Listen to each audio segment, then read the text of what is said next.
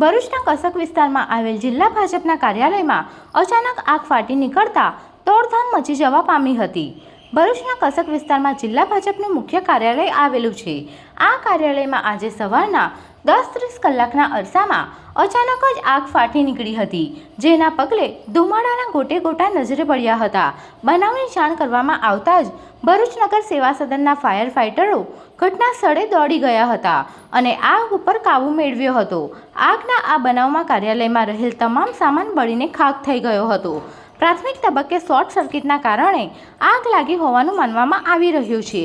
આગનો બનાવ બન્યો ત્યારે કાર્યાલય બંધ હોવાના કારણે કોઈને જાનહાનિ થઈ ન હતી। મારું નામ શૈલેષ સાસિયા છે। ભરૂચ નગરપાલિકાના ફાયર ડિપાર્ટમેન્ટમાં ફાયરમેન કમ ડ્રાઈવર તરીકે ફરજ બજાવું છું। આજરોજ 10:15ની આસપાસ કસક રોડ પર આવેલ વડીલોના ઘર પર ભાજપ કાર્યાલયમાં શોર્ટ સર્કિટના કારણે આગ લાગી હતી। અમે તાત્કાલિક ઘટના સ્થળે પહોંચી આગને સંપૂર્ણ કંટ્રોલ કરી લીધી છે। કંઈ જાનહાનિ થયેલ નથી। Subscribe now and press the bell icon. Never miss an update.